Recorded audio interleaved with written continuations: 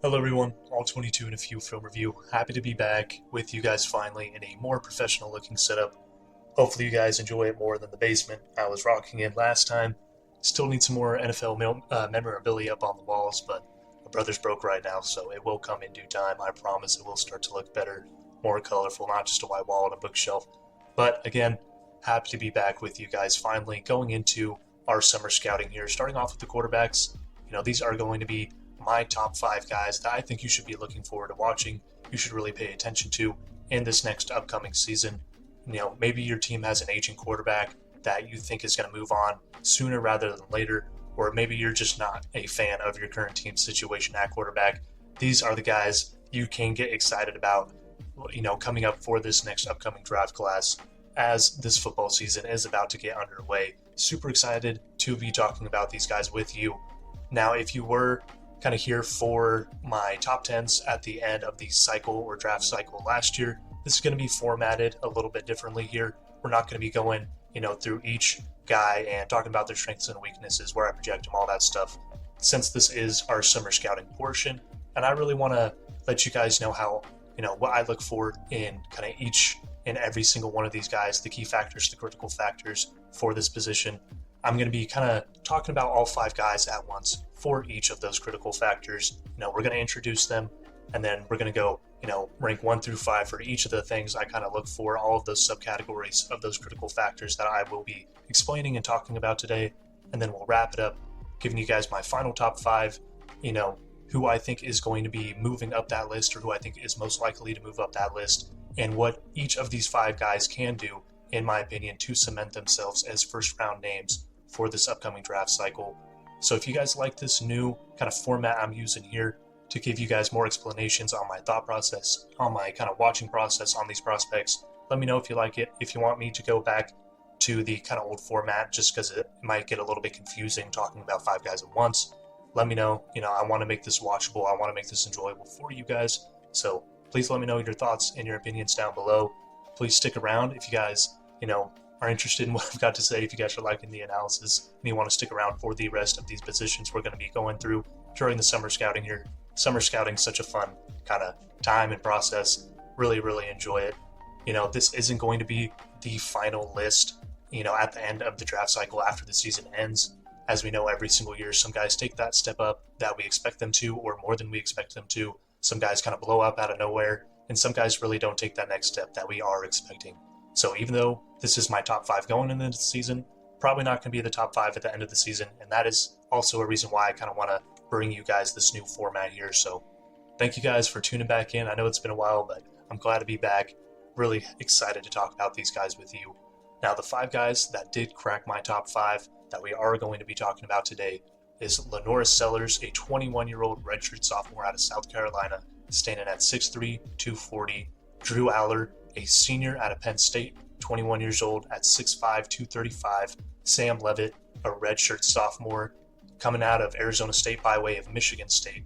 Going to be turning 21 in December, but he's going to be 20 for most of his season there at 6'2", 210. Then Garrett Nussmeier, a redshirt senior, a 23-year-old out of LSU, standing at 6'2", 200. And Cade Klubnik, a 21-year-old senior out of Clemson, standing at 6'2", 210. Now, like I said, we're going to be talking about all 5 of these guys, not at the same time, but, we're going to be going through each critical factor, ranking these guys within each subcategory of those critical factors, and kind of letting you guys know, what they do, what they don't do, the different ways in which they do it, all that good stuff. So please stick around as we get through these critical factors. The first critical or key factor we're going to be talking about today is progressions. Are you able to recognize your coverage show pre-snap and identify what your first read should be? Are you able to fluently get through your progressions without getting off your progressions too quick or eyeing down a guy? Are you able to recognize and read coverages? Are you able to, understand at a deeper level the holes in those coverages you're getting and anticipate and throw to open receivers that may not be open yet? Are you comfortable in the pocket? And, can you sense what's going on around you? Can you allow yourself to let plays develop and not always just take the quickest, shortest read that comes open? And are you able to play on time, in the RPO game, in the play action game, in 3-step? Is that ball coming out when it needs to the reads it should be going to? and there is some kind of give and take in that. We're going to be going deeper in all of these subcategories here, ranking all these guys 1 through 5 in all of those. So let's start off with pre-snap processing here. I started off with Garrett Nussmeier as my number 1 pre-snap processor out of the 5 guys. And remember, as we talk about these 5 guys, I'm only ranking within these 5 guys. So just because someone's at 2, it doesn't mean they have the second best, pre-snap in the country. It's among these 5 guys. So number 1 of my top 5 is going to be Garrett Nussmeier. Number 2, Drew Aller. Number 3, Cade Klubnik. Number 4, Sam Levitt. And then number 5 is going to be Lenoris Sellers. Now, pre-snap processing, like I said before, it's understanding the coverage shell you're getting, understanding what route concept you're running, and knowing what your first and open read should be. Say if you have immediate pressure or you need to get the ball out immediately, who should be your guy in this kind of quick 3-step drop that you're getting it out to? And if there are safety kind of rotations that change what your pre to post snap looks like, are you able to diagnose that? Are you able to get the ball out to a different guy so you're not, throwing bad reads or forcing balls where you shouldn't because you didn't recognize the safety rotation? Now, Garrett Nussmeier, very polarizing in this aspect. He is my number 1 because he does have a great pre-snap processor. You can tell he really understands what coverage shells are, who his immediate open read is going to be, and he loves just snapping and throwing that ball out immediately. He gets the ball out so quick because he does have a great pre-snap processor. Now, post-snap is where he can get a little bit into trouble because he will trust his pre-snap processor a little bit too much. He will trust the scheme and design kind of passing concepts a little too much, and he'll snap and throw it. Those safeties rotate, or an end drops that he doesn't expect it to. The ball gets a little haywire, or he's getting his receiver killed because, he didn't expect that guy to rotate. It wasn't the pre-snap look he was given. This is something I think he can definitely grow on. It's not out of his game. I think he just trusts in the system a little bit too much at times. But the pre-snap is so good on him, man. He just really understands coverage shells, who to get the ball to get that ball out and not take a sack. Now, Drew Aller, I think, is just a step behind that. I think he doesn't have as clean of a pre-snap processor, but he does kind of edge out Nuss in that post-snap processor. Once the ball snapped, he sees kind of coverage rotation, safety rotations a little bit better, and he won't always throw those errant balls. But it's not as consistent as Nuss is in, getting the ball immediately and getting the ball out immediately. It does take him a second or two to kind of trust what his pre-snap read was before he can get that ball out, which does kind of help him at times, but also kind of hurts him at times as well, as it will allow the defense to adjust to what is being run. People will start covering, those guys he's trying to get the ball out too quick. Cade Klubnik at number 3. I think the post, like Nuss, isn't great, but the pre-snap is pretty good. He is very nice at getting the ball, diagnosing, and immediately getting the ball out. Not super consistently, but it's not bad at all. And then Levitt and Sellers kind of fall into a category with each other at 4 and 5, where I don't really trust their ability to read pre-snap 100%. They don't look comfortable getting the ball in their hands and getting it out within a 1 to 2 second window. I really don't think, they understand pre-snap kind of coverage shells to that level of extent where they trust themselves to just snap and throw. These guys are definitely coverage readers, and it does take them a little bit longer to get that diagnosis out. When these guys are playing in the quick game or they need to get the ball out in a hurry, they're not always throwing to the immediate open guy or the guy that's hitting the coverage hole shell, quickest. It does take them a little bit to read, and that definitely does hurt those two. Now, next, we're going to be talking about progressions. Your ability to either read your progressions high to low to high, left to right, or right to left, however the kind of scheme or the certain concept you're running calls for you to do. Now, you want to be able to get through your progressions, understand the coverage you're facing, and, not slowly, not super quickly. You don't want to get off your progression so fast that you don't let the routes develop and you miss open guys before they come open, but you don't want to be staring down your first read until pressure's getting into your face, until you have to escape the pocket, until the play's breaking down. It's about being quick through your progressions, but not super quick that you're missing guys before they come open. And I think Drew Aller is so good at that. His progressions from low to high and high to low are very, very clean. He understands when guys are getting open. He understands when guys are not going to be open. It's not perfect, but it is very, very, very clean. He gets through his progressions quick, but not too quick. He doesn't stare down his first read unless he has a one-on-one on the outside that he just really wants to test. This guy is an efficient processor. He gets the ball out to the right guys, to the open reads. He's not throwing covered up guys or looking off guys that are open, passing up guys that are open. Very, very good processor out of him. Cade Klubnik kind of falls in that same category with Aller. It's just very, very, very clean processors. He understands when guys are going to come open. He doesn't stare down his first read too long. There are times in schemed and RPO reads where it does take him quite a little bit. He is trying to trust his pre-snap processor, and then safety comes down and he's staring at it a second too long. It kind of leads to plays breaking down, but in terms of the rest of the guys, very, very clean on his end. Garrett Nussmeier, definitely good at getting through his progressions, but like we said with the pre-snap, sometimes he trusts his pre-snap read a little bit too much. He gets the ball out very quick, and it does lead to errant throws. It does lead to guys getting open on the backside or guys getting open in other holes, from the safety rotating and leaving a hole open for a receiver, and he just won't see it because he's getting the ball out so quickly. So if he can just take a second to just, not get through his progression so quickly or not fully trust his pre-snap so much and allow himself to just look at the open field, it will help him a lot. But all three of these guys, these top three guys that I've been talking about, show evidence of full field concepts, looking not only to half the field or your main three triangle, but progressing throughout the whole field. Seeing your high to low, understanding it's not there, not bailing out of the pocket, but resetting, navigating, looking to the other side of the field, and trying to find an open man. All three of these guys are very good at scanning full field and trusting, their line, their feet, their navigation, and their pressure sense to be able to, look left and right, high and low, not just one half of the field, not just their first read and then bail or get, scared. These guys are all very, very good processors. At number 4, we have Sellers. Sellers definitely trusts himself in the pocket. He's not a bad progression type of quarterback, but he will leave open reads. Sometimes it's going to a little bit quick. Sometimes he's going a little bit slow and he's trusting the concept a little bit too much. It's not consistent. In his case, he's not consistently going high to low, low to high, left to right.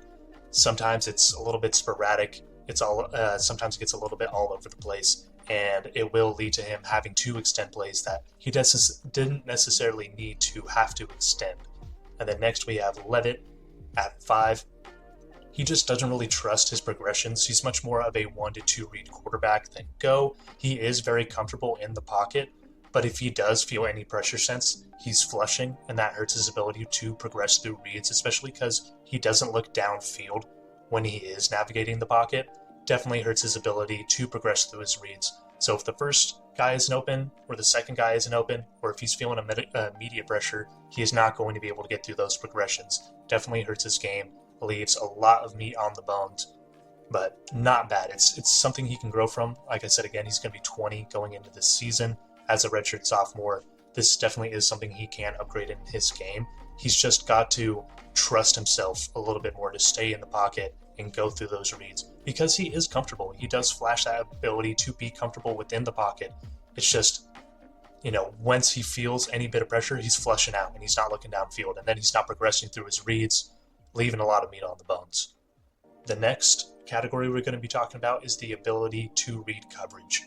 Once you snap the ball in the true kind of 5-step drop back game, can you understand, okay, they're playing cover 3 off and the weak side linebacker blitzed. So I can understand that my backside dig is going to have a little bit of separation at the break because 1, the linebacker's playing in the middle of the field, and 2, the corner over the top of him is playing a little bit off. And I can see that at the break and I can throw it to him and diagnose that.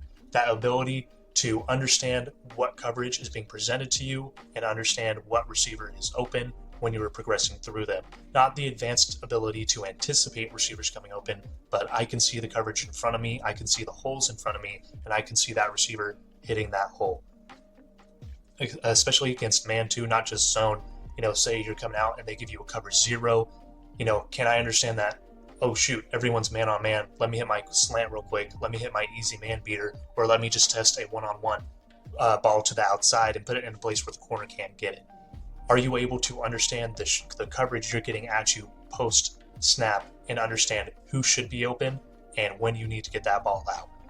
Now, Nuss is great at that. In the true drop back game, when he's not going through schemed reads, when he's not going through RPO, when he's not, going off play action where they want him to hit a certain man at a certain pinpoint, he is so good at reading the field. And that's why I especially wish he would just not trust his pre-snap as much as he does. I think the reason why he trusts his pre-snap reads so much is because he does have an advanced understanding of coverage shells.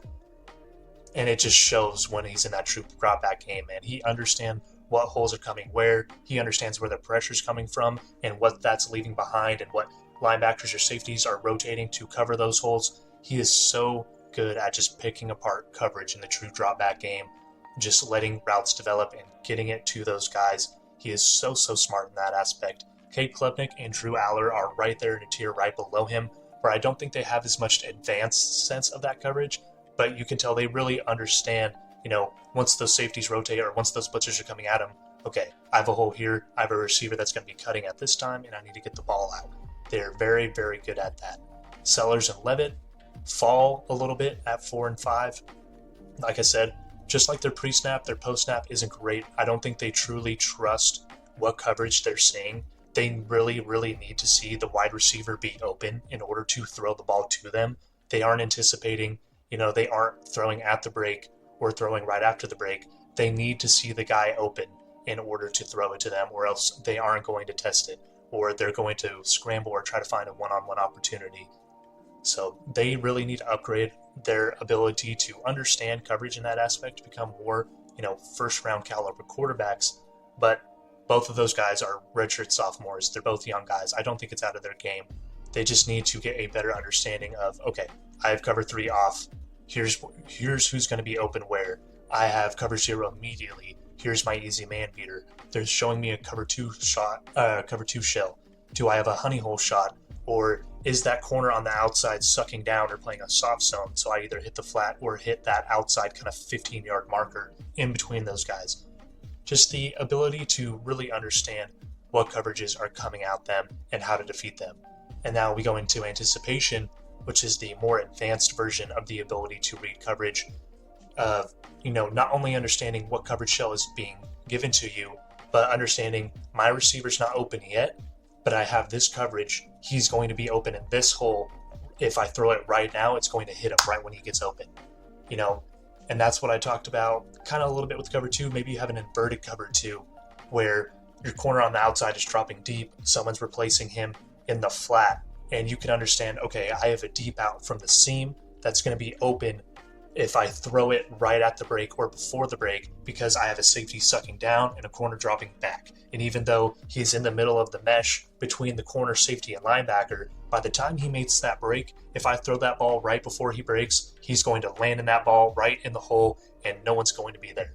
It's that advanced ability to anticipate your receiver not being open yet, but throwing him into an open spot because he's going to be in an open hole. Even if the hole isn't there yet, by the safety rotation, by the linebacker rotation, by the blitz, it's going to be open.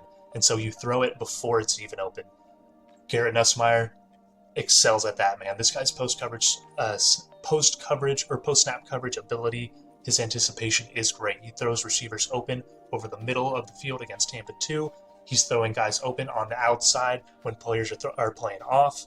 He's got deep corners that he knows are going to be open before they even break. Like, this guy is exceptional at finding those guys and anticipating his guys being open. Drew Aller and Cade Klubnik, I think, are in a tier right below that where they still throw with anticipation. It's not as consistent as Nussmeier is, but they still flash that ability to do that. They know what coverages are coming to them, and they can understand, when their receiver's going to be open. Sometimes the ball will come out a little bit early and their receivers won't be expecting it. That's not 100% on them, but sometimes it's coming a little bit too early in the anticipatory. Sometimes they're anticipating a little bit too late, or they anticipate the wrong thing and it gets jumped or it gets batted, or they're throwing into double coverage. But they still understand those coverages to an advanced enough standpoint that they can make anticipatory throws. It is not out of their game. They do flash those things. Now, Levitt is at 4, Sellers at 5. Again, just ties into their pre-snap inability to read in general. They don't have a great ability to read and understand the coverages presented to them. They need to see guys open in order to throw it to those guys. So they're not going to be making these anticipatory throws where they're throwing guys open when they're not necessarily open yet. It's just not a part of their game. Like I said, both of those guys very young. I don't think it's, out of the question for them, but they didn't show it in last year's tape. So it is something they need to add to their game. The next one, letting plays develop. Can you understand when you're clear in the pocket and you don't have to hit your immediate 3-yard read, or you don't have to hit the flat immediately? You can let your plays develop downfield. Even if they might not be open yet, they may be open in a second or two, and allowing yourself to just not hit the quick trigger, to have that patience to get the deeper read, to get the bigger play in times where that is necessary. Drew Aller and Cade Klubnik are by far and away the best at that. Not only do they have the anticipation, the coverage understanding, but they're not always so quick to hit the open trigger right away when they don't need to. There are times where they definitely do play on time in the RPO game, the play action game, and they are hitting those quick, easy 3-4 yard reads when they're able to on first and second down. But on third down or second and long, when you might need a little bit of a bigger play, are you able to be calm, let your plays develop, and throw that larger downfield route, those explosive plays? Aller and Klubnik definitely show that at 1 and 2. Sellers definitely lets plays develop. Like I said, he is comfortable in the pocket. He doesn't flush out immediately. He is more of a reader. And like I said, if he doesn't see it coming open, he's not going to throw it. And so he won't take a lot of these quick, short, easy reads that he's not seeing off of his pre-snap or post-snap recognition immediately, because he doesn't have great recognition. And so he's staying calm. He's looking downfield. He's letting things develop. He's seeing things get open, and then he's throwing it. Very good in that sense. Nuss at 4. Again, it just comes to him, getting the ball out so quickly. He's not always letting plays develop downfield, because he does recognize when plays get open immediately, and he's throwing that ball out there immediately. Does leave some meat on the bones at times, because a lot of the times he is in a really clean pocket and he can let plays develop, and he's just not. And I understand it. It's not like it's a huge knock. It's not a negative. They're still picking up the easy reads and getting yards. It's just leaving meat on the bone that, you can get those explosive plays. You can get those downfield plays that really swing momentum or get you into field goal range or get you into a scoring range, when you really need those plays to happen. It's not a knock to be low on this list, but being high on this list just shows that you have that extra level, that extra sense to let plays get downfield and make those explosive, game-changing plays. And then last, we're going to be talking about the ability to play on time. Now, Nuss gets 1 for that. That was probably going to be pretty obvious from what we've seen so far, what we talked about so far. He's so good at playing on time, whether it's the RPO game, the play action game, the 5-step drop game, the quick game, knowing on quick game, okay, I'm taking 3 steps, that ball's coming out. Or in the RPO, not being hesitant and letting the defense shift to the RPO you're running. Immediately recognizing he's playing off on that outside, I need to throw this out immediately. Or he sucked down on my outside guy that's running a stick in the RPO, I'm giving the ball away immediately. He plays on time exceptionally well, really helps his ability to not take sacks and just to not make errant throws in general. Like I said, sometimes it can get him in trouble when he trusts his pre-snap lead a little bit more than his post-snap read. But when it's there, when his pre-snap matches his post-snap, that ball is coming out quick, it's coming out efficiently, and it's going on target, and he's getting yards. Klubnik and Aller at 2 and 3, a little bit slower in that pre to post-snap processing like I talked about before, but they're still exceptionally good at, getting in their 5-step drop. Once they're on their 5th step, stepping into their ball and getting it out, coming off of a boot. And as soon as you roll out of your boot, you're looking at, if you're having a flat and a crosser, seeing what linebacker is leveraging, understanding what the leverage is, and getting that ball out immediately, not letting the play drag on, not letting the defense, rotate and start to cover and shell over the play you're running, getting that ball out before the defense can rotate and really get over and shut down the play, letting that pressure get to you, just getting that ball out as quick as you can on scheme design reads, on play action reads, and on RPO. They're definitely good at that. And then Sellers and Levitt, 4 and 5, kind of ties into what we talked about before, where the pre to post snap processing just really isn't there for them yet, and so they don't really trust what's going to be there. In design reads, Sellers is a little bit better in RPOs. They're telling him who to throw it to when, and he trusts his scheme to be able to, make the play. When his eyes get involved, that's when things start to slow down. But, when it comes to just true RPOs, he does understand, okay, linebackers sucking down, get the ball out, or hand the ball off immediately if they're not. Now, when safeties rotate and get into that, it will hurt, the ability to get the ball jumped or broken up. But in a basic sense of just straight RPOs, he does get the ball out and on time. And then Levitt, it's not really there for them. It doesn't seem like he fully trusts the scheme or trusts his pre to post snap processing. The ball will come out really quick or really late in those kind of design reads, and it'll come out a little bit too late, or he's letting pressure get to him, or he's looking off a little bit too long, and the design read just kind of breaks down because the defense understands what they're doing. Those guys really need to upgrade themselves in that sense. I would say Sellers and Levitt, in terms of processing, definitely are on the tier of Aller, Nussmeier, and Klubnik. I think Nussmeier, in terms of processing, is in a tier of his own. Aller and Klubnik in the next one. And then Sellers is a little bit above Levitt. But those are definitely those two quarterbacks' weakest points. Definitely what they need to upgrade right now to get their names cemented. I will be going more specifically what each guys need to do. But Levitt and Sellers definitely need to get better in that aspect of process. The next critical or key factor that we're going to be talking about is decision making, and that comes down to three subcategories for me. Not passing up open reads or checkdowns when on early downs, first or second and short, when it's really easy just to pick up that first down, or when you are up and trying to protect the ball, surviving to see another down, and that comes down to getting the ball out if there's nothing there, not forcing it into double or triple coverage, not forcing bad reads, not trying to force the ball out through contact when you don't need to. Sometimes you got to take that sack just to see another down.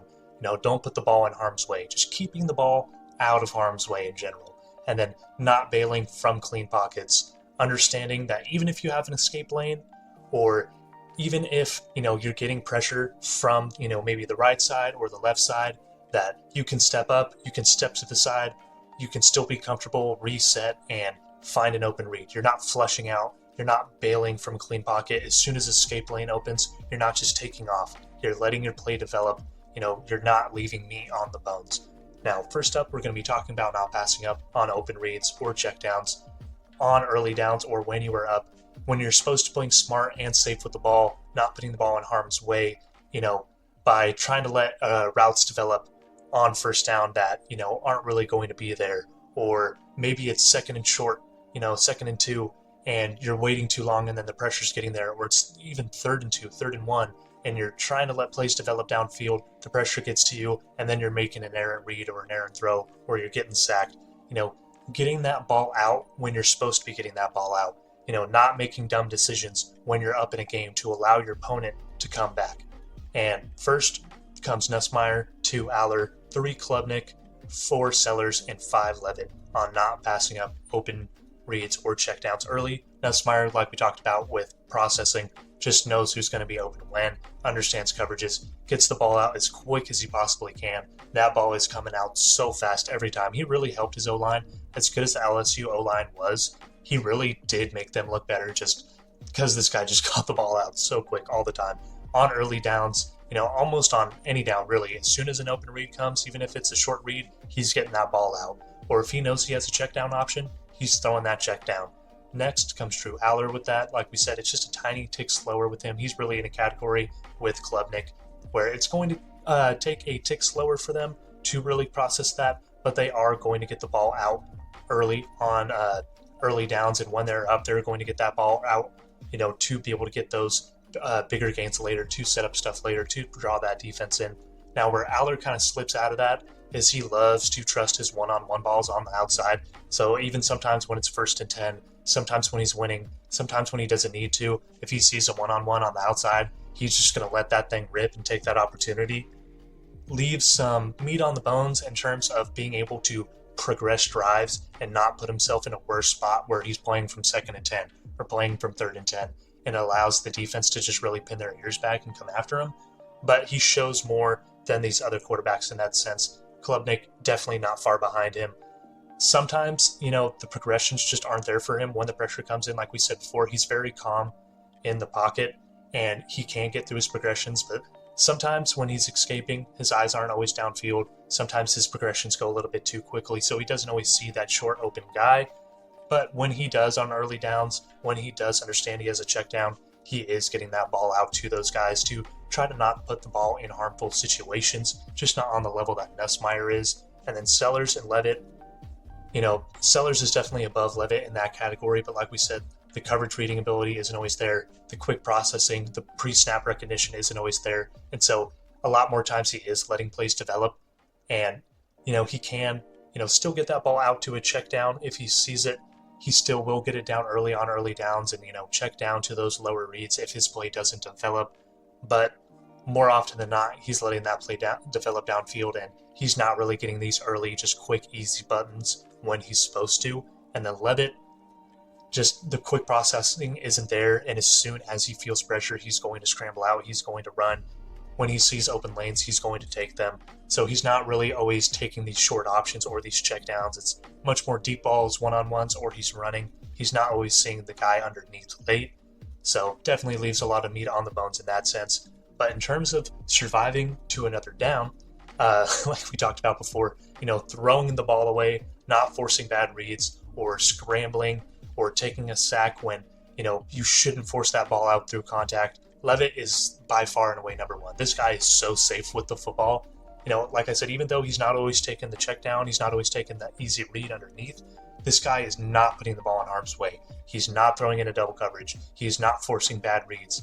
If he sees an escape lane, he's going to take it, which does leave some meat on the bones, but also keeps the ball out of harm's way where he's not throwing into contested windows. He's not throwing to double coverage. He's putting the ball in his hands and getting downfield. And he has the athleticism to back that up. It's a main part of his game. He is so athletic that I understand why he does trust his legs to just take open lanes when they come. But this guy is also just great at staying open lanes open, navigating, not really navigating the pocket in a two-step and resetting, but finding flushes, finding escape lanes, being able to keep the ball out of harm's way and survive to see another down. He is just great at that. The next is Klubnik. Klubnik will force some tight window throws, but man, he is not throwing it into really contested, double coverage windows often, or if he does, it's with precision placement and accuracy where those defenders aren't able to get it. He's putting the ball in places where defenders can't reach it. He's understanding it's okay, I can take a sack here and live another down. I don't need to throw this ball out of the sack. I can try to find an escape window and try to get downfield. He's very good at that. Sellers, definitely next. Sellers will try to force some balls out of contact, but he is really good at finding escape lanes. More often than not, he's pulling that ball down and trusting himself to make the play rather than trying to force it through contact or force it into double coverage. He does force some errant balls and balls that he really shouldn't. That's why he is lower on this list than a Levitt or a Klubnik, but he is still very clean and not consistently just making super errant, weird throws that don't make sense. He definitely does try to survive to see more downs because he does trust in his playmaking ability. Now, Aller and Nuss. Aller is definitely better at Nuss at surviving to see another down, but this is a guy who, like I said, loves his one-on-ones. He loves to try to throw tight window throws that aren't always there, and sometimes those balls get a little bit errant, and they lead into bad situations. He really does trust his arm, so even if he is getting hit or going through contact, he is going to try to force that ball out, and it does lead to some errant throws, and so he has to be lower than these other three guys on that list for that reason. He's just a little bit more reckless with the ball. Not super bad, it's not anything you're really worried about, but he definitely does need to clean up throwing the ball through contact and just learning it's okay to take a sack every once in a while. And then last is Nussmeier. Nussmeier, for as good as his coverage ability is, as good as his processing ability is, he doesn't like to take sacks, and sometimes that leads to him just forcing out some balls through contact that he really shouldn't, or forcing double coverage, or just forcing balls that he really doesn't need to. He doesn't like to take sacks and in spots where he should, and that just leads to some really bad spots. It's okay to take a sack every once in a while and see another down. He needs to understand that he doesn't need to force this ball through contact or force it into double coverage. Like we said, his pre-snap, He loves trusting his pre-snap, so sometimes he's forcing that ball to a flat when the safety's rotating down, and it leads to it being jumped or his wide receiver getting killed, or he thinks, because this weak side linebacker is showing me blitz, this hole's going to be open, and then someone rotates into it, and it's an errant throw or a throw that gets picked. And so in terms of surviving another down, he really just needs to trust his pro-snap processor more and understand it's okay to take sacks sometimes. Just sometimes the quick snap and throw gets him in trouble, and sometimes he's extending the play a little bit too much, especially when he's up. He needs to learn it's okay to take a negative every once in a while. And then not bailing from clean pockets to finish it out. Nuss is at 1. Kind of funny how he went from Nussmeier from 1 to 5 to 1. And then Levitt is also from 5 to 1 to 5. Not bailing from clean pockets, man. Nussmeier is not leaving that pocket if you're not forcing him to. If you give him 20 seconds, he's taking all 20 seconds in that pocket. He is letting that play, and at least in the true drop back sense, in his 5-step read game, when he needs a deep play, when he's down behind and he understands that he needs to let a play develop or it's a deep concept. He is so good at just being calm and navigating that pocket, not flushing out, resetting and looking downfield. He is so clean in that aspect. If you don't have pressure in his face, forcing him to move, he's not moving. He's dropping to the area of least pressure, and he's just going to chill out there with active feet. He's going to be calm, collected, and he's not going to force that ball unless you're putting him in a situation where he feels that he needs to force it. Sellers is also really good at not bailing from clean pockets. As athletic as he is and the downfield playmaking ability he has, if he sees an open lane, he's not going to immediately take it. He isn't good or isn't great at resetting in the pocket. He does flush, but if he feels he has time in the pocket, if he feels comfortable, he's not just taking unnecessary scrambles downfield. He is going to let that play develop, and he is going to find that guy. Very, very good in that sense. Aller, just a tiny step behind Sellers, in my opinion. Very comfortable in the pocket, I would say. He's not jittery. Pressure doesn't always make him flush. He is able to reset. But every once in a while, he'll see a lane open up, and he just takes it. Now, most of the time, it is against man concept, so he understands corners and safeties' backs are going to be towards him. They're not going to see him and immediately suck down. But, sometimes he'll leave a little meat on the bone because right off rip, there's a twist or a stunt that leaves the middle of the line wide open, and he's just sending it.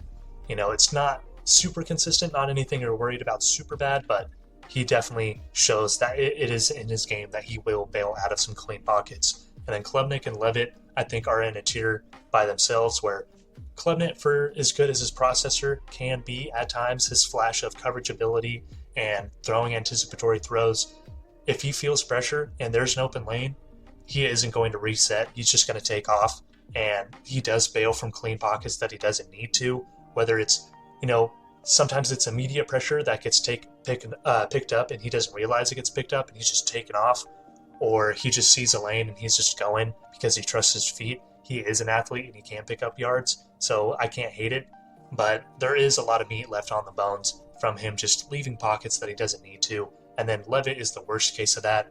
Like I said, Levitt is comfortable in the pocket. He's not super jittery, but if he sees pressure or a blitz coming in from anywhere, he's taken off. If there's an escape lane at any point, he's taken off.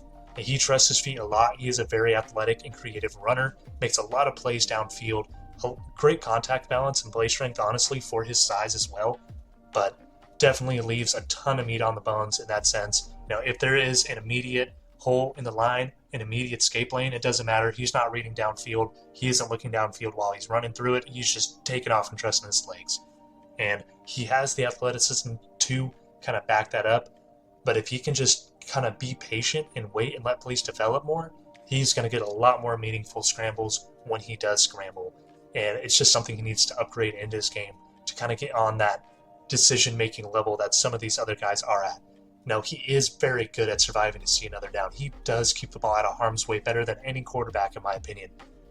But he needs to get a little bit more risky and trust himself a little bit more to stay in clean pockets while they're still clean and not just bail out of clean pockets. Now, I was going to talk about accuracy and kind of arm talent, arm power in different categories or critical factors, but mechanics just play such a heavy role in how they affect accuracy and arm talent that I just kind of had to marry them all together and kind of start off with mechanics and explain that. So mechanics just really, really, really kind of are the cherry on top to if you can consistently be accurate and how far you're able to push the ball. It's about, hip torque, driving into your lead leg so that all your power goes into your lead leg, pulling back and torquing your hip forward so you really get that velocity and that pop out of your hip when you turn. It's keeping the ball high and tight throughout the rotation so that it comes out as quickly as possible, and following through with your legs and your arms so that you fully get all of your power through your pass and your toes are pointing towards your target so that the ball goes towards your target. All those things married together are what's going to give you the maximum amount of power, velocity in the football, and just keep the ball where you want to go as consistently as possible. If you're not driving into your lead leg, if you're not following through with a lot of hip torque in your arms, then you're not going to get the power, the velocity that you want. If you're not pointing where you throw and really following through and eyeing where you're throwing, if your hips or your feet go wide instead of staying tight when you're following through with your hip torque, then the ball isn't always going to go where you want it to go. Especially when we talk about mechanics on the run or under pressure. When you're on the run, you need to be squaring your shoulders to where you're throwing the ball, leaning into where you're throwing, and pointing your feet where you're throwing. On the pressure, on the run, when you're moving, if you're leaning away from the pressure, if you're not squaring your shoulders to where you want to throw, and if you're not pointing your feet to where you want to throw, that ball is going to get a little haywire at times. And, a lot of quarterbacks struggle with that, especially on the run or under pressure. The mechanics get a little haywire and the balls start to go all over the place. Now, mechanics in the pocket, Nussmeier, great mechanics in the pocket. You expect him to be a bit more polished as the only redshirt senior here, the oldest player in this class, or these 5 guys we're talking about by far. He is very polished in terms of, mechanics in the pocket, points his feet where he wants to go, leads in, doesn't have a ton of torque, but follows through well, points where he's throwing, keeps that ball high and tight. It is just very clean from him. Sellers' mechanics in the pocket are surprisingly not bad as well. Now, that differs a lot when he gets outside of the pocket. We'll talk about that in a minute. But this is a guy with a lot of drive in that lead leg, a lot of hip torque, not letting that foot get out wide, following through, keeping the ball high and tight. Just basically in a category or a place with Nuss in that kind of aspect. Now, Klubnik, not a ton of lead into his front foot, doesn't always point where he's throwing, and not a lot of hip torque, which leaves a little velocity to be desired on those intermediate and short throws when he really needs to rip them into tight windows. But when he's throwing deep, you definitely really see him lean into that and get those mechanics down. Now, Aller in the pocket, short and medium, very nice mechanics. Not a ton of lead into his lead leg, but that's just because he has such a powerful arm itself that he really trusts his arm and he doesn't feel like he needs to step into those throws. Really hurts him when he's throwing deep balls, though. A lot of times, even in the pocket when he's not under pressure, he's really leaning back into that throw, but when he's leaning back, he's not following through. And so he's kind of throwing like this, and it leaves a lot of velocity to be desired on those throws. And it allows those deep balls to really float longer than they need to, really hurts his touch on the ball. And then Levitt, just not a lot of hip torque, doesn't always point where he's throwing, doesn't always follow through. The mechanics aren't consistent, and so the ball doesn't come out consistent. He does flash the ability to really step into his throws and bring hip torque, point where he's throwing, but I just don't think he's consciously not really thinking about it, but it hasn't become second nature to him yet, just to be consistent in how he's throwing the ball. He still is a very young player with not a ton of experience. I think it is something he can get down. But when we talk about mechanics on the pressure or on the run, when they're moving, when they're having to square their shoulders and really point and follow through, not lean away, Nuss still at the top of that, man. His mechanics are, on the run, off the run, he's just good. He's pointing where he needs to throw. He's really squaring his ball or his shoulders up to the receiver, even if that means he's having to leave his feet. And it just leaves a very, very nice mechanics. The ball, usually, even if it's on the run or under pressure, it's getting to the spot where it needs to go Levitt, even though I think he has the worst mechanics inside the pocket, this guy is on the run a ton, and he understands how to throw the ball on the run. Doesn't always look downfield while he's scrambling, but when he does, he's pointing that foot, he's squaring those shoulders, and he's really following through with his arm. Really wish he can kind of adapt some of those things to the consistency of his mechanics in the pocket, but on the run, this guy is honestly pretty good on the run, man. And then Aller, just like we talked about with his deep balls, how he kind of leans away. He really leans away from pressure when he's on the run. Definitely tries to square his shoulders up, and you will see some nice balls on the run for him, but not always pointing where he's throwing. Definitely leans his shoulders away, which causes the balls to go haywire at times, and they definitely lose velocity because of that. And then Sellers, man, this guy definitely likes to flush out of the pocket and use his legs, but for how well he is good at getting out of the pocket and using his legs, I just wish he would hone in on his mechanics, man. I really wish he would hone in on his mechanics on the run. The next facet of quarterback play I'm going to be talking about is pocket presence. Now, as this video is way longer than I expected it to be and trying to make it, I'm going to be trying to get through this a little bit quicker, especially because I've kind of touched on all these subcategories, talking about these quarterbacks and different facets of their game and kind of how it affects their game. So I'm going to try to run through this a little bit quicker, try to get you guys out of here. But this is probably the most important, one of the most important, if not the most important part of being able to translate your game to the next level. You know, being able to be calm in the pocket, being able to sense different pressures and read coverages. You know, as you translate your game from college to the NFL, a lot more smoke coverages, a lot more disguise, a lot more rotation of safeties, you know, defensive linemen dropping into coverages, even nose tackles dropping into coverages. There's a lot more exotic twists, stunts, and blitz packages. You need to be able to have that innate presence in the pocket to be calm, to navigate, know where your space is, not bail from clean pockets, reset your feet, and find plays downfield. And even when you have to flush out of the pocket, being able to look downfield and make plays with your arm rather than just making plays with your leg, not limiting your ability to make plays. So this is really, really important for quarterbacks to be able to translate their game to the next level. I have these subcategories broken down as calmness in the pocket, the navigation ability and ability to reset your feet in the pocket, your ability to sense pressure overall, your ability to find escape lanes when the pocket is breaking down, and being able to look downfield when you are escaping the pocket. Like I said, very important. Honestly, this is a very, very calm class overall in the pocket. As we go through calmness in the pocket, first I have it listed 1 through 5 as Garrett Nussmeier, Drew Aller, Sam Levitt, Lenore Sellers, and Cade Klubnik. Now, like I kind of talked about before with Nussmeier, this guy is an absolute he's at a spa in the pocket. He's at a relaxation spa in the pocket. This guy's so comfortable. He's so calm and collected. He can just sit back there for 30 minutes. If you give him 30 minutes, he's not going to try to bail. He's not going to try to find an escape lane if he knows he is okay in the pocket when it comes to the true drop back game.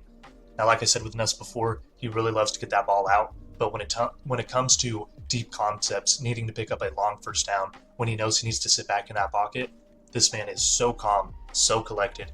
He absolutely has that pocket presence. And I think Aller is right in a tier, just kind of right below him, where sometimes if an open lane comes up the middle, he's just going to take it. Sometimes he will bail from a clean pocket. But more often than not, this man is cool, calm, and collected back there. He's going to allow his line to give him time, and he's not going to get too jumpy or get too jittery trying to make plays.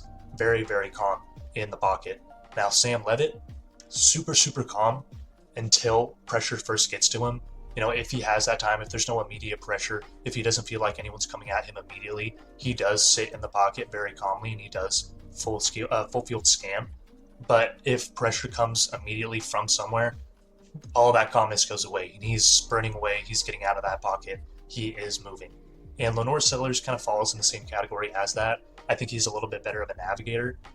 And I just think he's a little bit less calm in the pocket than Sam Levitt is when the pocket is clean. He's not super jittery, but you can tell he's not super calm and collected back there. He is thinking about pressure. He is thinking about the play. And once pressure does come to him, he is looking to flush. He isn't looking to kind of reset his feet or navigate. He is looking to flush out of that pocket. Now, Klubnik, not the super calmest in the pocket. He is keeping, you want to keep active feet in the pocket, but you don't want jittery feet in the pocket. And he will get jittery feet in the pocket. Not always super calm. Does have an internal clock in his head of when pressure is going to get there. So not the best aspect of his game. Now, as we get to navigation and the ability to reset in the pocket, again, Nussmeier is just so good in that sense. If he does feel pressure, he is going to take, his inch steps. He does have active feet. He is going to navigate the different little inches of the pocket to put himself in the best, situation to make plays down the field. If he does have pressure coming in off the edge, he's not just flushing out of the pocket, he's stepping up. He understands that the rest of his pocket is clean. He's resetting his feet. He's being calm, and he's looking downfield.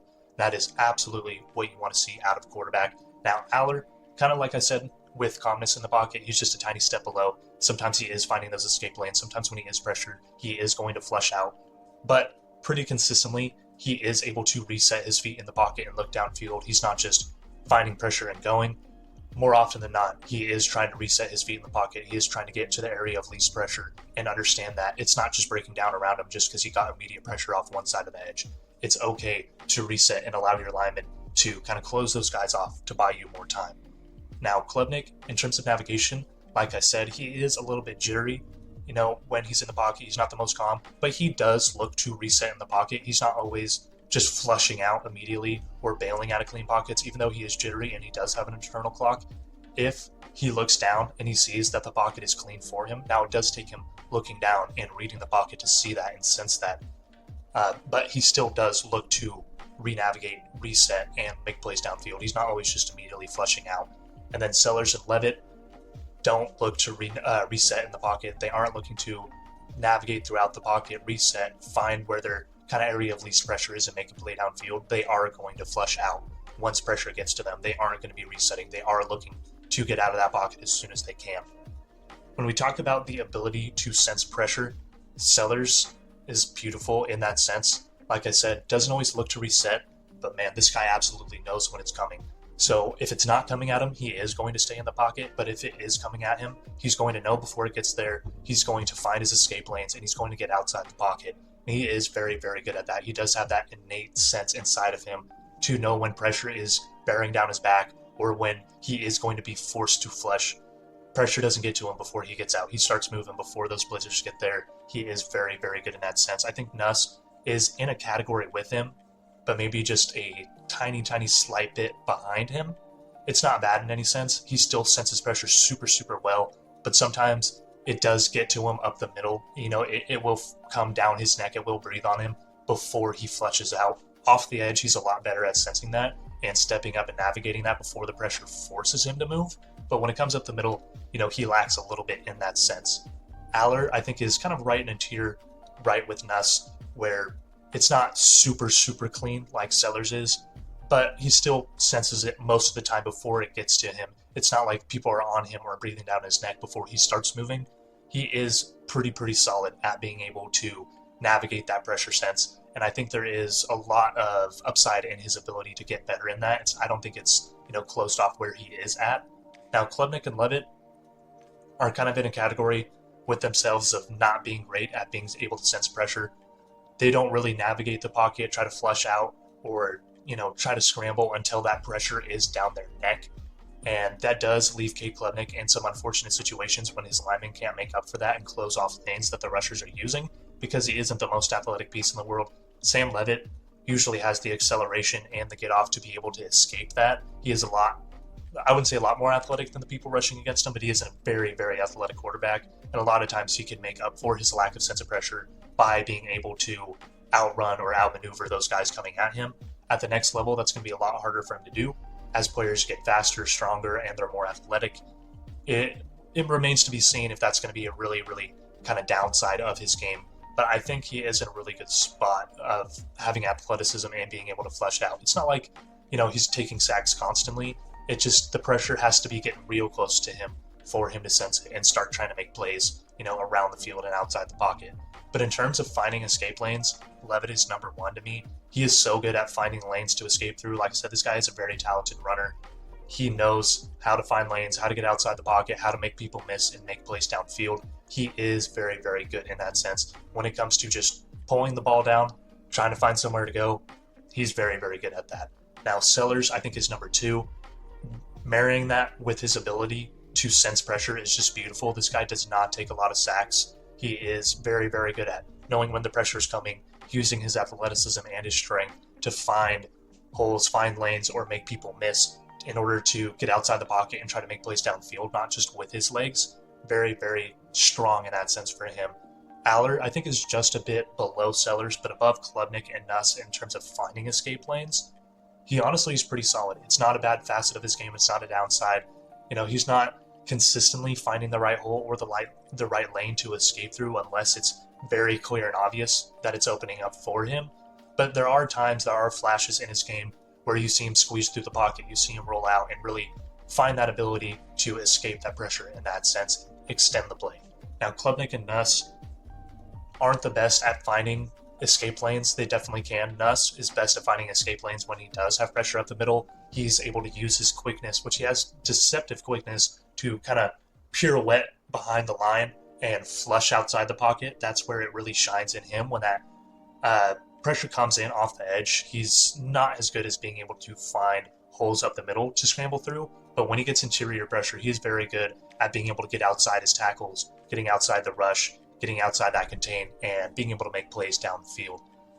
Now, Nuss, or Cade Klubnik, a little bit better at finding interior escape lanes than Garrett Nussmeier is. It's not completely out of his game, but it's not great. It's not like he's consistently finding outside pressure to escape around, to roll around. It's not like he's consistently finding holes up the middle. But I do think in terms of just overall escape lane ability, not just from interior or exterior, but them combined, I feel like he's a little bit more consistent at being able to find holes in the pocket than Nussmeier is. And that also just comes from Nussmeier's want to stay in the pocket and not want to scramble. If there is an immediate interior pressure coming, he does want to stay in that pocket and reset, and he's going to do everything he can to do that. It just holds back his game a little bit when the pocket is breaking down completely, because he is trying to stay in the pocket as long as he possibly can. Now, the last facet of this, looking downfield while you're moving, super, super important not to limit your game to just running the ball once you get out of the pocket, but not even when you're just flushing out, but when you're taking steps in the pocket and navigating.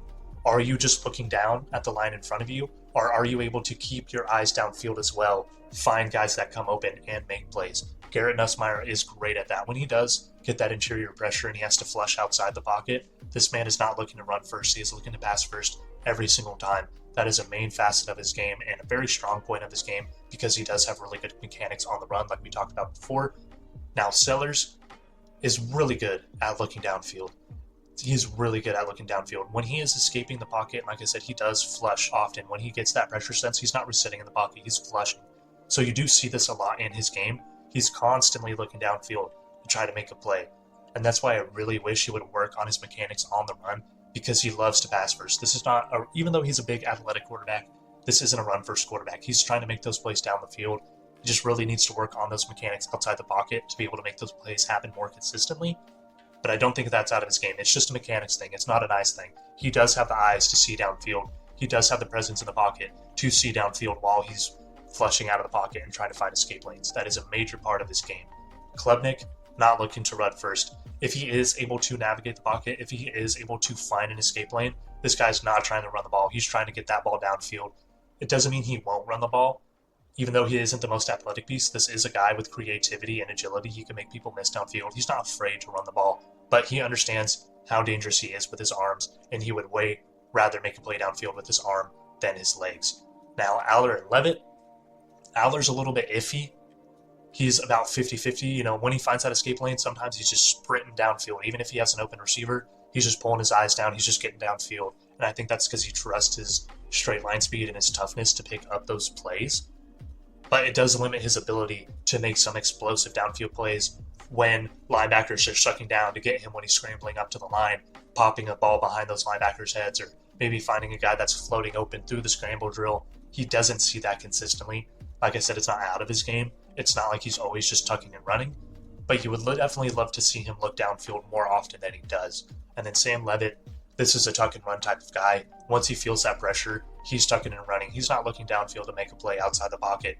He is a very athletic quarterback, and he trusts in his ability to make plays, so I get it for him.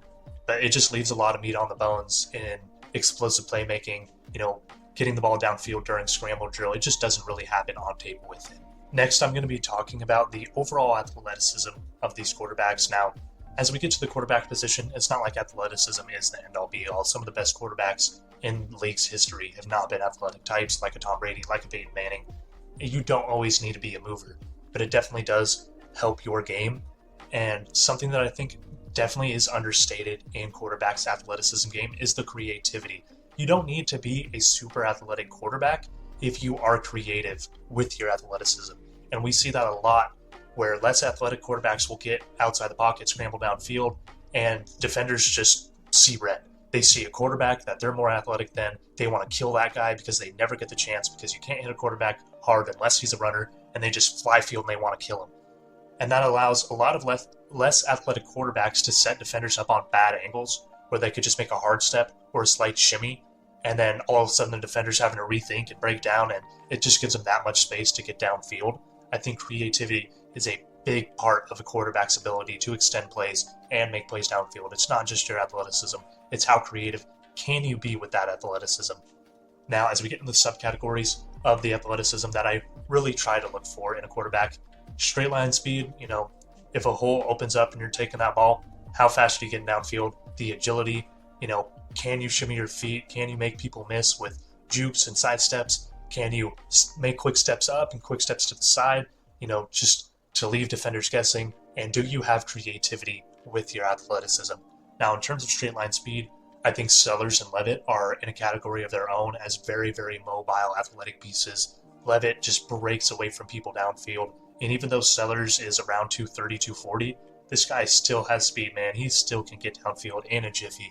Those two guys are definitely pieces that you really want to use in your design run game and are going to be threats to defenses that they're going to have to think about. Now, Klubnik, I don't think is the most athletic guy in the world, but he can move, man. There was one play I saw where he was taking a QB wrap. I believe he took it like 60 or 70 yards. Like, if you aren't prepared, if you aren't ready to attack him, he can break away from you. It's not like he's got the most acceleration. He's not bursting out of the line, but he's got some build-up speed where he can get downfield and separate from linebackers. Not from DBs necessarily, but he is going to be faster than some of your defenders on the field, and he can make them look silly if they aren't ready and they aren't taking the right pursuit angles on him. Now, Nussmeier and Aller, in terms of straight line, aren't the fastest guys. All these guys are pretty athletic. None of these guys are statues in the pocket types or guys that you don't feel like you can get in the QB design run game. All these are guys that have a pretty solid base of athleticism. Just because these guys are 4 and 5 doesn't mean they're slow. They honestly still move down the field pretty well. It's just Aller's a real big dude, and so kind of limits his ability to have a lot of straight line speed, but he can still break away from some D linemen and linebackers. And Nussmeier, in the same aspect, like, he's not going to be faster than any DBs you're going against, but he can still break away and get to the second level if players aren't taking the right pursuit angles on him. Now, in terms of overall agility, I think Sam Levitt is by far and away the most agile. You see him make defenders miss constantly using spin moves, juke moves, hard steps, hesitation. Like, this guy has a lot of get and go ability, a lot of change of direction, a lot of agility to work with. This is someone you definitely want to use in QB design runs, even if it's just getting him out in space and it's not really a gap kind of QB power, QB wrap type of, schemed up run. This guy can get out in the open field and make people miss, and he is going to do that at the next level. I'm not worried about that in his game. I think Sellers is just in a tier a little bit below him. When you're pushing 240, you're not going to be the most agile guy on the field, but he still has a little bit of shimmy to him. He still has some creativity and being able to use his athleticism to make people miss. This isn't an unathletic piece at all. He's not just a straight line runner. Now, Nussmeier, I think, has a lot more agility than he does straight line speed, and he really does show that off against interior pressure when he does pirouette outside of the tackles and outside of the contained rush. This is a guy with a lot of just quick step ability and shiftiness, and that's why he's able to make so many people miss when he's navigating the pocket. It's a big facet of his game. Not the biggest straight line guy, but he's got quick feet, man. He's got quick feet, and he can step and make you miss. Now, Klubnik and Aller, I think, are more straight line than they are agile, kind of blocky, clonky movers. It's not like they can't make anyone miss, and both of them are decently creative, so they are going to make D linemen miss at times. They can make a safety or a linebacker coming down super hard hill on that miss with quick shiftiness, but it definitely looks more clunky than the rest of the group. These guys aren't like super agile pieces that you're going to consistently trust to make people miss at the next level. Now, as we get into creativity, like I was talking about with Levitt and his agility, this guy's so creative, using spins, using stop and goes, using hesitation, using hard steps, using jukes. This guy loves to get creative in the open field. He loves to make people miss, and he has the athleticism to help him do that. This guy is a problem when he gets into open space. Now, Sellers, I think, like we said with the agility, just slightly less agile, and he is slightly less creative. He's not doing all these fancy spins and fancy footwork type of stuff, but he does have the shiftiness. He will put on a juke. He will put on a hard step to kind of make defenders bite on a bad angle. He's not going to consistently, make 5 broken tackles downfield by pirouetting and spinning and juking and stuff, but he can make a defender or 2 miss. He does have the quickness and creativity to be able to do that. Now, Klubnik, for what he is, for not being the most straight line, being a little bit clunky in his agility, he is actually really creative, and he made a surprising amount of defenders miss to me. Being able to get upfield and set defenders up on a bad angle and then just wiggle out right in time. He is slightly creative. He will try to spin off guys at times. He is going to do everything he can to make the play downfield because he doesn't have super raw or super rangy athleticism. He isn't going to be able to outrun guys, so he knows he is going to have to make a guy miss if he wants to get downfield. And then Aller and Nuss, I think, are a tiny bit below that. I think Aller might be closer to Klubnik than he is to Nussmeier, but Aller isn't super creative. He's usually just using one hard step and moving the other way or putting his shoulder down and running forward. He understands he is a big body, he is powerful, and he is more likely going to try to power through guys than he is trying to make them miss. And then Nussmeier just really doesn't show much flashes of people trying to make people miss in the open field. Like Aller, he will put his shoulder down and try to get tough and drive for yards, but there's not a whole lot of jukes, not a whole lot of spins, not a whole lot of setting defenders up on bad angles. He's just running and trying to get as much yards as he can in a straight line as possible when he is scrambling down the field. But all of these quarterbacks, I think, have the ability to make a difference in the design QB run game, having to keep defenders honest because they all have a very solid base of athleticism. None of these guys are unathletic at all. The last facet of quarterback play that I'm going to be talking about is competitiveness. You want a quarterback that's a smart competitor. You want a guy that wants to go out and win. You want a guy that wants to go out and make the play. But he's got to be smart enough to rein that ball in and not let his competitiveness get the best of him in forcing, balls through sacks, forcing triple coverage or really tight double coverage reads. Not trying to do all the most in the backfield to make a play to maybe get a yard and then he gets popped and lose the ball. You want a smart competitor. And so the categories I have this broken down to is refusing to go down, guys that have innate play strength to be able to break off sacks, to be able to extend plays, and have the core strength to be able to hit their dump offs and their short routes, even when they're getting through contact, not sending a deep ball through contact, but, being able to find their outlets and checkdowns when that pressure is bearing down on them, when they're getting taken to the ground, or maybe just being able to stiff arm a guy, push away from him just that extra second, refusing to let them get the best of him so he can make that play, buy those extra inches to make a play downfield. Play strength, strength within the pocket. If someone's coming at you with an arm tackle, are you going down or are you going to shake that guy off? Or is someone bearing over top of you? And are you able to duck down, withstand being able to drug to the ground and get back up and look downfield? That sort of strength within the pocket and downfield, being able to drive through tackles, being able to fight for yards, and then mental toughness. If your quarterback makes a bad play, if they throw an interception, if they cause a turnover, if they don't do the right thing, are they going to come in the next drive and try to force more balls? Are they going to try to make up for that mistake and be more reckless in order to try to make up for that mistake? Or are they going to stay calm? Are they going to stay cool? And are they going to treat every drive like it's a new drive, like they didn't do anything wrong, forget what they did, have short-term memory, and just focus on the game plan and making the next play? That is a big thing. You don't want to see bad drives compiled for quarterbacks. If you see a quarterback have a bad drive, and then the next drive he's forcing balls, he's playing reckless, he's trying to make up for it, a lot of times at the next level that's going to make up for some very, very tough games in some spots. Now, sometimes he might make some splash plays and it might help you, but more often than not, that's going to compile bad drive on bad drive on bad drive because you're not putting the ball out of harm's way.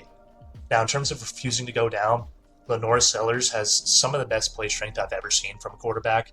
When you're pushing 240 and you're athletic, it definitely makes sense, but man, this guy is just strong. He can stiff arm guys, he can break out of sacks, he does not get taken down by arm tackles. And when people are on him trying to grab him, he can rip away and make plays downfield. This is a guy who refuses to go down. He absolutely refuses to go down, and it is hard to get him down. You see defense struggle with it consistently. Next, Sam Levitt. Very, very surprisingly for 6 foot, about 210. He's not the thickest guy, or 6'2", 210. He's not the thickest guy. He's a little bit skinny. But man, he has got some really nice play strength for his size. There's a lot of times where he rips out of sacks, or he'll get downfield and break out of a tackle, churn for yards, a lot more than you would expect him to at that size. He's got some real grit and some real want in terms of fighting for yards and fighting to make a play. That guy definitely loves to make a play. Klubnik and Aller, I think, are in the next sense. I would love for Aller to be a little bit better because he is a lot bigger, but it seems like a lot of times when he's getting wrapped up, he's getting taken down. Now, when he is getting downfield, scrambling, he is going to put his shoulder down, like I mentioned before, and fight for yards. He is very tough in that aspect, and he does have some strength, running the ball. But in terms of being in the pocket, being able to break out of sacks, being able to get out of arm tackles and not just go down, not consistent for him. He's not consistently breaking out of sacks, or at least from what I saw. And then Klubnik, like I said, was right above Aller. It's kind of the same exact story. He's not consistently breaking out of sacks in the pocket. He's not consistently stiff-arming or ripping away or, fighting for the extra inches to make a play. But when he gets downfield, he's not afraid to churn his feet and put his shoulder down. This is a tough guy with the ball in his hands. And then Nuss, if he gets contact on him, more often than not, he's going downfield. He will put his shoulder down sometimes, but it's not like he's driving for a ton of yards or trucking people or bringing people to the ground. He doesn't have a ton of play strength in that aspect. Now, in terms of just true overall play strength, which is a little bit redundant to kind of the refusing to go down, but in terms of true raw play strength, Sellers, by far, super strong player. Like I said, Levitt at number 2, going to be number 2 again. A lot more strength than you would think he would be for that size. Now, Aller, I think, does have more raw strength than Klubnik. You see him push down the field better, fight for yards better, get through defenders and break tackles better as a runner.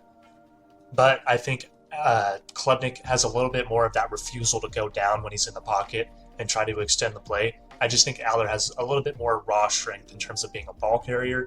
And then Nussmeier's going to be last, like we said, with refusing to go down. Just not the most play strength. Goes down pretty easily. Isn't always fighting to break through sacks and extend plays. It's usually just once he's getting sacked, and that's kind of it.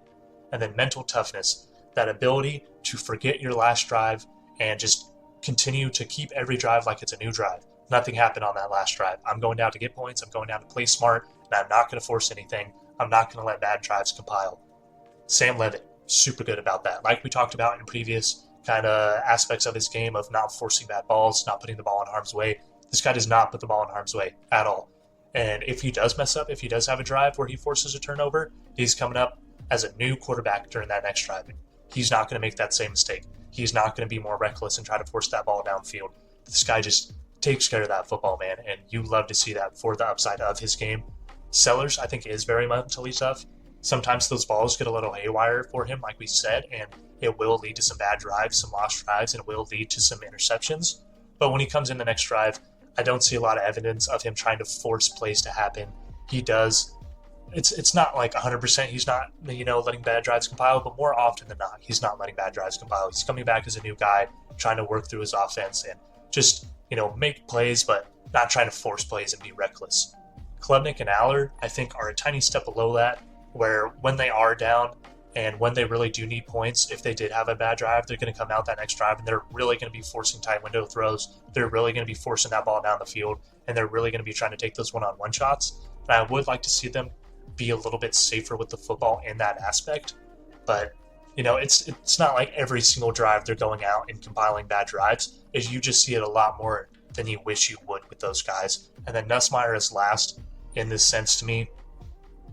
There's a lot of times where he trusts the scheme way too much, and it leads to his receiver getting killed or a batted ball or an interception, and it will kill drives. And then he's coming out the next drive and he's trying to force plays downfield.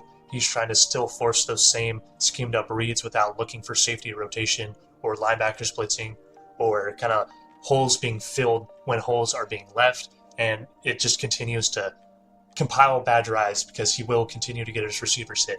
He will continue to force balls in bad areas that he wasn't expecting them because he trusts his pre-snap read so much. And that leads to a lot of compiled bad drives for him. Now, as we wrap up this video, I'm going to be actually letting you guys know who my top 5 quarterbacks are, as well as some honorable mentions of some guys that I really wanted to make this list, but just couldn't fit them in there because I like these 5 guys better. as well as a way each of those guys, as well as the honorable mentions, will be able to fit their names and cement their names as first round values. What aspect of their game do they really need to step up in order to cement their name as a first round value? And also who I think is the most likely to rise in these rankings. As you know, like I said earlier, these rankings are not going to stay the same. Every year we have quarterbacks take a step up. We have quarterbacks don't take a step up. They might regress. And sometimes we have guys that just come out of the blue. So, my top 5 is going to be 1, Garrett Nussmeier, 2, Cade Klubnik, 3, Lenore Sellers, 4, Drew Aller, and 5, Sam Levitt. I picked Garrett Nussmeier 1 just because I think he is the most pro-ready quarterback right now. I think he has the least amount of ceiling to be able to climb, and I would not be surprised if he's not number 1 at this time next year. But if these guys don't take a step up, I think Garrett Nussmeier is by far and away the most day 1 ready in terms of, being able to find who his reads are pre-snap, being able to, in the true drop back game, get through his progressions and find open people, being able to sense, navigate pressure, being able to reset in the pocket once that pressure gets to him. He is just very, very, very ready day 1 right now. And I think the biggest thing he needs to do in order to really cement his name as a first round guy is just stop trusting the scheme and his pre-snap so much. He is so good at reading coverages and understanding coverage shells. And you see that with his anticipatory throws and being able to throw guys open and just make some throws that you just really don't expect quarterbacks to make at the college level. You see that his coverage ability, his ability to read coverage in that aspect, but it also hurts him, like I said, because you trust his pre-snap reads so much that he'll just snap the ball and throw it, and then a defensive lineman drops or a safety buzzes down that he doesn't expect, and it just turns to turnovers or bad balls or receivers getting killed. He just needs to be able to take that ball, snap it, just look at the safeties for a second to see if they're rotating, and then make a play with it. Like I said, when it comes to the true drop back game, he is very good at reading those coverages and understanding how those safeties are buzzing. So it makes me hopeful that he can learn that aspect and adapt it to his quick game and his RPO game, his designed kind of boot play action game.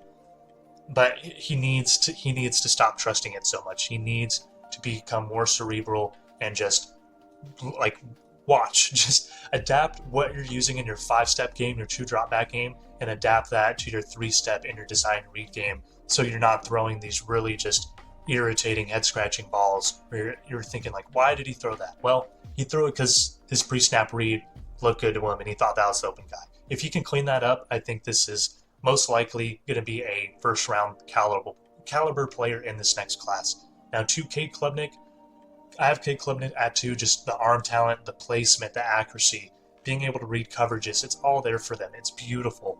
What he needs to be able to do to cement his name as a first-round talent is just the pocket presence.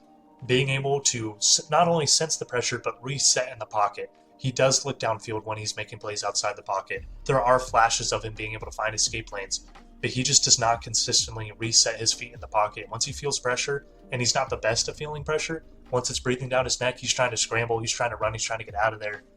He just needs to be able to sense that pressure earlier, reset his feet, take those inches that are given to him in the pocket, and make plays downfield. If he is able to do that, I think this is going to be such a fun quarterback prospect coming out and a first-round caliber player, in my opinion.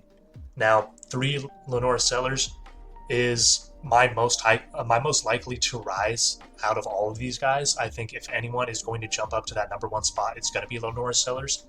He has that innate pocket presence. He doesn't always look to navigate and reset in the pocket. A lot of times he's flushing out, but he has that innate pocket presence. He has the arm you want. He has all the size. He has all the athleticism, all the intangibles that you need a quarterback to have. He just needs to understand coverages better. He needs to learn to reset in the pocket instead of only flushing out. And if he is going to flush out that often, he needs to work on his mechanics outside the pocket, because he throws so many balls on the move and outside the pocket. They just go haywire because his mechanics aren't as good as they are inside the pocket. So if he really just fixes his mechanics, his ability to read coverages, man, this is going to be such a fun quarterback coming out, and probably going to be my number 1 quarterback if he can clean those things up. Like I said, my most likely riser, I think he has the most room to rise because he has all the intangibles. He just needs to work on more of that true quarterback play, being able to fix your mechanics, being able to read defenses, being able to trust your line to reset in the pocket and not just flush when you get pressure on you, because he is very good at sensing that pressure, and he does show calmness in the pocket when there is no pressure coming towards him. Like I said, very fun player, most likely to rise, and I hope he can kind of get that aspect and rise up my board. 4, Drew Aller. Drew Aller, I think, has a very, very likely chance to rise. Another guy with all the size you want, the arm you want. He does make anticipatory throws more than Lenore Sellers. He does understand coverage more than Lenore Sellers. But I need him to sense pressure a little bit better, and I need him to fix his mechanics, man. If he wants to be this deep ball pusher, if he wants to be able to get outside the pocket and make these plays downfield, he's got to fix his mechanics when pushing the ball deep. You see the velocity, you see the power in the intermediate game when he's throwing deep outs. But when he's throwing these deep one-on-one go balls, he's, like I said earlier, he's leaning back and he's not following through. He's not bringing all that torque through his legs, and it just leaves a lot of balls to just float. And that is not a good thing. It is not a good thing at all. So he really needs to fix his mechanics when pushing the ball deep, when under pressure, when on the run. If he can fix those mechanics, he's going to get a lot more accurate. That ball is going to come out with a lot more velocity, and it's going to be put in a lot better place. A part of that is also fixing the touch of his game. When to throw that ball on a little bit more of a zip rather than just sending it as hard as you can up into the sky. That sort of facet of his game he needs to work on, as well as passing up on your checkdowns and on your kind of shorter routes. Like I said, there's a lot of times where he wants to trust his one-on-one balls on the outside, and that's good, but his mechanics hurt him in that aspect. So I really like him to just take the check down more often. He is good at progressing and reading defenses, so just finding your short routes, finding your underneath things, and just surviving another down. Just working to survive another down and gain more yards, not putting the ball in harm's way. I think that is the biggest thing he needs to work on in order to rise up the board and cement his name as a first-round guy. And then Sam Levitt just really needs to work on the more advanced aspects of playing quarterback, being able to make full field progressions, not just being a 1-2 look guy and then sprinting. When he doesn't feel pressure the best, when he does feel pressure, he's immediately scrambling out of the pocket. And now he is very calm when that pressure's not there, so you do think it can be a part of his game, but he's got to become more of a quarterback and less of a 1-2 read and run. He just got to look downfield while he's scrambling, looking to reset in the pocket to make plays downfield, not just always tucking the ball and just sprinting. He is a very good athlete, and I think that's why he does lean in that aspect of his game. But at the next level, he's got to become more of a true quarterback and less of a 1-2 man reader. And if he can do that, this is going to be a very fun player. And he is also on my most likely to rise board as well. Because if he can learn those true advanced quarterback kind of aspects of his game, really good arm, calm in the pocket when there's not pressure there, super athletic, can make people miss, can be a very big factor in the design run game. If he could just learn to not flush away from that pressure constantly, learn how to read defenses more consistently, this can be a very, very dangerous dual threat quarterback at the next level. And then my 2 honorable mentions are Francisco Mendoza. Francisco Mendoza coming from Cal over to Indiana. Was a big fan of his game and the RPO design scheme, play action. This guy is so good at playing on time. So good at playing on time. When it comes to those really designed quick game, 1, 2, 3 and throw, come out of your play action, step throw. This guy is so good at that aspect, really good at reading against man coverage. But when it comes to the true drop back game, when you get into 3rd and long, when he has to really drop back and read defenses, he is so skittish in the pocket and so he just bails out of pockets, bails away from pressure when he doesn't need to, doesn't navigate, isn't consistent at looking downfield while scrambling and being able to read defenses, and he just forces just bad balls. This guy just does not take care of the football. And I think that is the biggest aspect of his game he needs to change, is being more comfortable in the true drop back game. If this guy could just be more comfortable in the pocket and survive to live another down, there's a real shot he can crack this top 5 list and maybe even crack being able to be a first-round caliber player, being able to be taken in the back end of that first round. And then also John Mateer going from Washington State to Oklahoma. Probably the most fun quarterback to watch, man. This guy honestly was surprisingly good at being able to draw back and make full field reads, but he does bail out of the pocket a lot. And he was playing Mountain West competition with the 2nd round pick and Kyle Williams, who was just torching everyone he was playing, and it was such an easy button for him that he can just look Kyles Williams' way and just throw the ball and good things would happen. He refuses to go down. Absolutely refuses to go down. If I was ranking him in the top 5, he would be at the top in a category of his own. This guy is such a competitor, refuses to get tackled, will do everything he can to stay up and make plays downfield, and he does have a lot of play strength and athleticism to be able to make those plays happen, but he is very reckless with the ball. And so what I need to see from John Mateer to really push him into this top 5 and push him as a first-round caliber player is to hone in on that recklessness. I know you're a competitor. You don't want to give up sacks. You don't want to give up plays and kill drives. But sometimes you are killing drives by your recklessness. So just not honing in on his competitiveness, but just learning to survive to another down a little bit more often. And then also just seeing him continue to be able to make full field reads and being able to find open receivers at the next level, where he's going to be playing at Oklahoma in the SEC against a lot better defenses. If he can continue to build and become a better player in the SEC, that's going to look really good on him, just because it was a question mark him playing Mountain West competition at Washington State because everyone left the pack, and he's, has a second round pick that's just torching everyone. It was a really big, easy button for him. So I just need to see the consistency, continue to grow and the recklessness to be honed down a little bit. And I think that is going to be a great player. Now, these were my top 5 guys. Sorry this video was so long. This is my first recording in about a month since I started moving down here and kind of resetting my life after some medical issues, but we're back. Glad to be in summer scouting. I'm sorry this took so long, but I really wanted to dive in and explain what I'm looking for when I'm watching these guys, because quarterback is such a complicated position. I really want to show you guys, what I think, what I'm looking for, everything. Just let you guys know how I view and how I watch quarterbacks. So if you liked it, please stick around. I really hope you guys did enjoy the analysis. Let me know who you guys are most excited to watch in this upcoming college season, who your favorite quarterbacks are. If you have a top 5 and top 10, who are your favorite quarterbacks? Who you think is going to be most likely getting into that first round? Very fun class, man. Because if all of these guys can step up, we might see 5 guys in the first round. It might be a loaded first round talent class. But if these guys don't take the step up that's necessary, it might be another maybe 1 to 2, maybe 3 first round quarterback class like we kind of had last year. So very, very volatile class, very, very high variance in what can happen. I'm super excited to watch these guys. I really hope you enjoyed, and thank you.